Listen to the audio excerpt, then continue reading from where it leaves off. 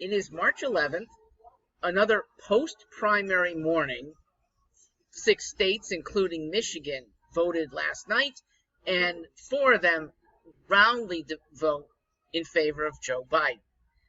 To Bernie's credit, I have yet to hear him whining about the establishment joining together against him. But others have. They're Sanders supporters who, if they do think it's an establishment cabal, guess who the new establishment is? It's urban African Americans. How about that? And it's a deservingly good establishment if that's the case. Now, I'm of the opinion that there's organically a movement to Joe Biden because you've lost every other choice that's reasonable.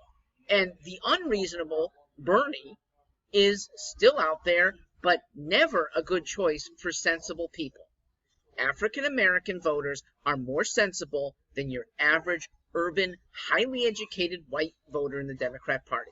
I will say that until it changes. The higher level of education, the closer you are to New York City, the more likely you are to be skewed by stupid things espoused by Bernie Sanders and Elizabeth Warren.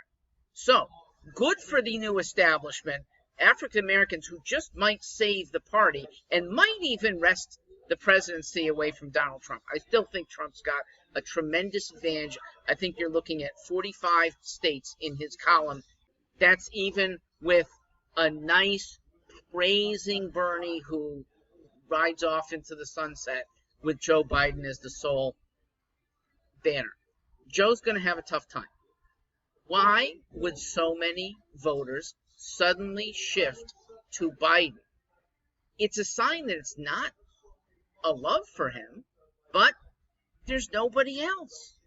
So when ballots only show Biden and Sanders, yes, Tulsi Gabbard is alive, hasn't pulled out, but the media's pulled out of covering her. They have a common sense to use in favor of somebody that is not necessarily the best person. This does not mean that blacks especially like Biden, and here's how you know. I can't believe that African Americans are that different when they live in Michigan versus Nevada, New Hampshire, and Iowa. Okay? Those 3 states, when there were many candidates offered, blacks went for Biden. Well, let me tell you how many blacks went against Biden. 88% in New Hampshire, 87% in Iowa, 77% in Nevada. Okay? Biden isn't just scooping up out of likability. It's that he's the only game left in town. This is the problem for Democrats because you're putting all your eggs in one very rickety basket. You've seen gaffe after gaffe. You know about all the problems that Trump is going to bring up over and over in the campaign. You're still going with this guy because you don't choose an outsider.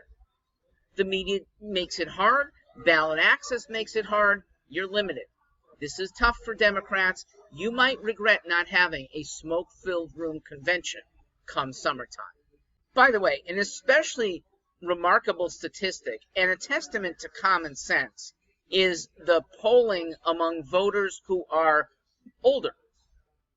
Among black voters 45 and older, the percentage in a two-way race of Biden versus Bernie got only 19%. Again, common sense wins out. These African American voters don't want a loon at the head of their party. They don't trust somebody who can just make up numbers and think that we can stay fiscally solvent.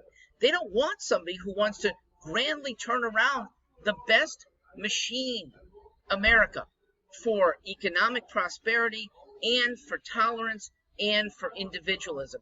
They don't want to do that. But the media presents only 2. I have a challenge. Put out before African Americans, actually do this with all voters, put the positions that various candidates have, align them side by side without mentioning their name, without giving their photo or their history. Just what would you do over the next 4 years? I'll give you 4 positions. The far left, exemplified by Bernie Sanders and AOC. The center left, Joe Biden and Hillary Clinton. The center right, maybe that would be Nikki Haley and Mitt Romney. And far right, Ted Cruz, Carly Fiorina. Devoid of names, backgrounds, media commenting about them.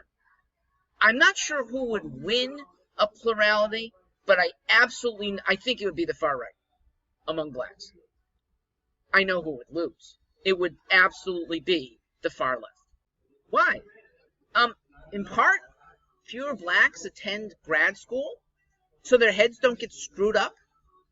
Fewer are influenced by trendy things that have nothing to do with real life. Those very privileged white liberals with their heads in the sky do get lured out of trend or maybe out of mistaken belief, and they get sucked in. Youngsters, privileged ones especially, the ones who aren't working hard for a living but they're still on daddy's dime in grad school and college, they're more likely to buy into the AOC, Elizabeth Warren, Bernie Sanders wing.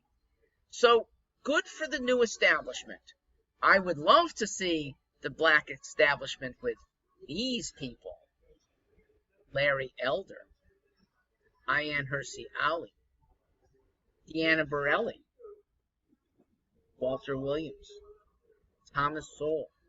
And she's still too young to run for president, but how about Candace Owens? That would be a black establishment that I would love to see and I would vote for.